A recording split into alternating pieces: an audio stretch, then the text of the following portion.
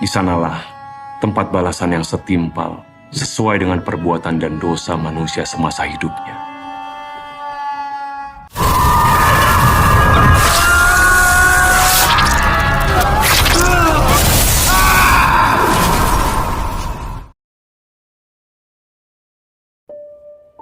Hai, selamat datang kembali di channel Nostalgia Movie.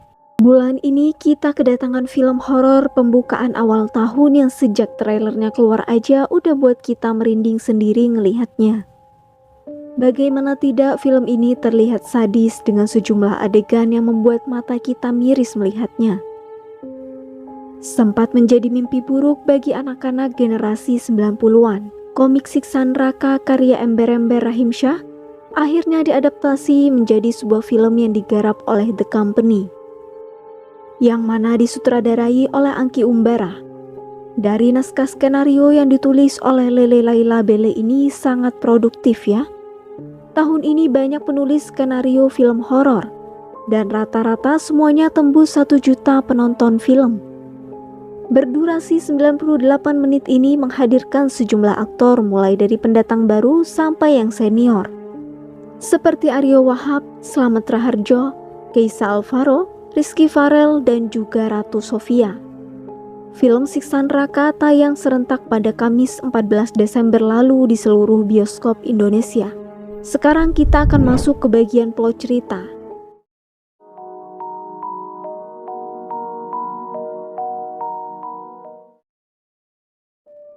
Secara garis besar, film Siksa Neraka adalah cerita kesaksian dari seorang perempuan bernama Tias.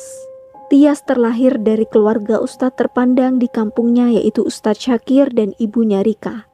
Tias pun memiliki 2 orang laki-laki, yaitu Bang Saleh dan juga Bang Fajar, serta memiliki 1 adik perempuan bernama Aziza. Umur mereka pun tidak berjarak jauh, terpaut sekitar setengah tahun saja. Namun di antara keempat anak bapak, Tias adalah anak yang cukup berbeda.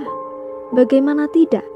Saat sedang berada di acara tahlilan, Tias melihat orang itu sedang disiksa di neraka. Dia pun berteriak sambil menunjukkan mayat itu lalu berkata jika dia disiksa di neraka. Ya, sepertinya Tias ini anak yang cukup sensitif, yang mana itu keturunan dari ibunya Rika yang memiliki indera keenam. Selain sering membuat bapak malu, Tias juga anak yang mudah menangis. Lalu ia juga bodoh dalam pelajaran sehingga kerap mendapatkan nilai kecil di sekolahnya. Ngayal yang aneh-aneh aja bisa, tapi ngerjain soal matematika aja nggak bisa. Begitulah ucapan sang bapak. Hal itu membuat Ustadz Syakir tidak suka kepada Tias. Ketiga saudaranya tumbuh dengan ajaran agama yang kuat. Mereka selalu diceritakan tentang adanya tempat yang bernama surga dan neraka. Surga tatkala kenikmatan tiada tara. Neraka dialah tempat yang setimpal sesuai dengan perbuatan manusia semasa hidupnya. Ustadz Syakir selalu memperingatkan agar anak-anaknya takut kepada neraka. Namun tak dapat dipungkiri, kesenangan dunia membuat mereka lupa untuk mempersiapkan bekal yang cukup untuk di akhirat kelak. Tua dan muda, umur tidak ada yang tahu. Cerita pun berlanjut 10 tahun kemudian, hingga akhirnya keempat anak ini tumbuh remaja dan menunjukkan ketertarikannya masing-masing. Azizah yang sedari kecil hobi bernyanyi akhirnya ikut sebuah kompetisi dan berhasil masuk ke babak final. Namun mimpi Azizah menjadi penyanyi sangat ditentang keras oleh Ustadz Syakir dengan alasan tidak baik perempuan ditonton oleh banyak orang. Kemudian banyak mudorotnya. Saleh sebagai kakak ingin membantu Azizah mewujudkan mimpi itu dengan mengantarnya ke final lomba bernyanyi.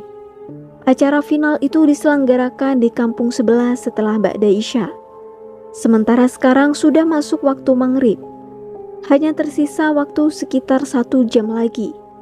Kebetulan pada malam itu bapak mendapatkan telepon jika ada warga yang meninggal, sehingga bapak dan ibu harus pergi keluar rumah mengurus jenazahnya.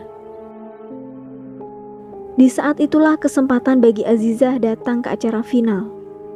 Saleh meminta Fajar dan Tias untuk ikut mengantarkan Azizah.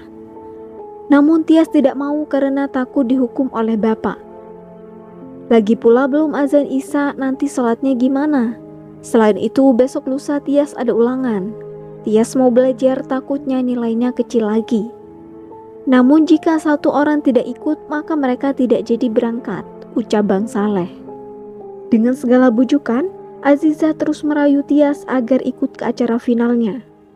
Pada akhirnya demi cita-cita sang adik, Tias pun ikut juga. Sebelum berangkat, Tias menyempatkan makan terlebih dahulu, karena sudah disiapkan ibu di meja makan. Sementara yang lain sibuk mempersiapkan diri. Mereka berempat akhirnya pergi tanpa sepengetahuan kedua orang tuanya untuk ke desa seberang. Karena sudah terlambat, Bang Saleh menyarankan agar mereka lewat sungai saja. Karena jika lewat jalan utama tidak akan keburu. Naasnya di tengah perjalanan seketika turun hujan dengan derasnya. Air sungai seketika naik dengan arus yang sangat kencang. Seketika keempatnya hanyut terbawa air sungai. Malangnya kepala mereka pun terbentur dengan bebatuan besar yang ada di sana. Selama berhari-hari mereka pun menghilang belum bisa ditemukan. Berdoa pada Allah.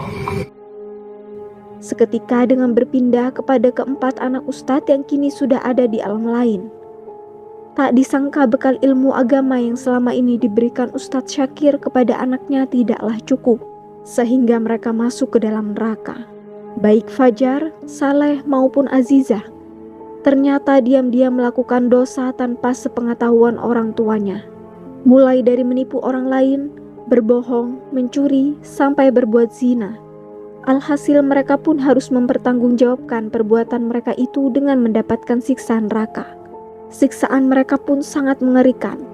Lidah mereka dipotong, mata ditusuk, punggung disetrika, dicelupkan lahar panas secara berulang kali, tiada henti. Akhirnya satu persatu anak Ustadz Zakir ditemukan juga, namun dalam keadaan tak bernyawa. Beruntungnya ada satu anak yang berhasil selamat, dia adalah Tias. Jika kalian ingat, Tias ini sempat makan dulu kan sebelum berangkat? Mungkin itu salah satu alasan mengapa dia bisa bertahan hidup. Selama berhari-hari di dalam air sungai, Tias pun segera dilarikan ke rumah sakit. Namun dokter berkata kondisi Tias kritis. Tias sangat lemah dan dia pun di antara hidup dan mati. Dalam mati surinya, Tias pun berjumpa dengan saudara-saudaranya yang tengah disiksa di neraka. Kemudian dengan mata kepalanya sendiri, Tias melihat bahwa saudara-saudaranya itu disiksa oleh dirinya masing-masing dalam wujud yang mengerikan. Mereka adalah dosa-dosa yang dibuat selama di dunia. Sementara Tias dijemput oleh amal ibadahnya sendiri. Tempat Tias bukan di sini. Karena semasa hidupnya, Tias ini adalah anak Pak Sakir yang paling solehah. Ia kerap melakukan perbuatan baik meskipun ia sering dianggap sebagai anak yang bodoh dan dibenci oleh bapaknya. Tetapi bodoh yang sebenarnya bukanlah bodoh tentang pelajaran, melainkan orang-orang yang memakai otaknya untuk perbuatan tidak benar, itulah orang bodoh yang sebenarnya. Kemudian Tias pun diseret dibawa keluar oleh amal ibadahnya dari neraka itu. Akhirnya Tias pun sadarkan diri. Itulah kesaksian Tias saat mengalami mati suri. Melihat saudaranya disiksa oleh dosanya sendiri, bapaknya sampai saat ini selalu merasa bersalah karena belum cukup memberikan bekal untuk anak-anaknya. Saya selalu bertanya-tanya apakah cukup bekal yang aku telah berikan kepada dia. Karena ia pikir waktu mereka masih panjang. Tapi perlu diingat, ajal tidak ada yang tahu dan kapan saja bisa menjemput. Bapak, ibu, dan Tias pun sering berkunjung ziarah supaya siksa mereka diringankan. Setahu admin, dulu manusia itu baru akan merasakan surga atau neraka setelah hancurnya alam dunia. Admin kira akan ada adegan kiamat atau hancurnya alam semesta di film ini. Tapi kenyataannya nggak ada. Sesimpel ada tokoh yang mati, dia punya dosa, terus langsung disiksa di neraka. Harusnya kan kalau orangnya berdosa disiksa dulu di alam barzah atau alam kubur ya. Selain itu, admin juga pernah dengar orang akan mulai menerima ganjaran seperti disiksa itu setelah 7 langkah ditinggal oleh keluarganya dari tanah kuburan. Tetapi di film ini mayatnya belum dikubur aja orangnya udah disiksa. Contohnya kayak mayat si Saleh baru ditemukan di atas sungai, tapi ceritanya si Saleh ini udah disiksa habis-habisan. Pada akhirnya film Siksa Neraka ini memang mencoba untuk menduplikasi apa yang ada pada komiknya puluhan tahun lalu. Jadi ceritanya agak sedetail itu. Intinya film ini hanya ingin menonjolkan adegan siksa-siksa di neraka saja. Buat yang baca komiknya pasti nggak asing lagi dengan visual lidah dipaku, lidah digergaji, punggung disetrika, hingga dijepit kalajengking raksasa. Semua suguhan visual neraka. Di film ini menjadi pengingat bagi penonton akan dosa yang pernah diperbuat di dunia. Perlu diingat juga bahwa film Siksa Neraka ini memiliki rating 17 ke atas, karena gambaran-gambarannya yang cukup mengganggu. Oleh karena itu, bagi kalian yang ingin menonton, pastikan kalian udah berumur 17 ke atas. Film Siksa Neraka masih bisa disaksikan di seluruh bioskop di Indonesia hingga sekarang. Dan film ini pun berhasil meraup 1 juta penonton. Oke guys, segitu dulu aja video kali ini. Buat video selanjutnya, kalian pengen admin review film apa lagi nih? Komen di bawah ya. See you guys!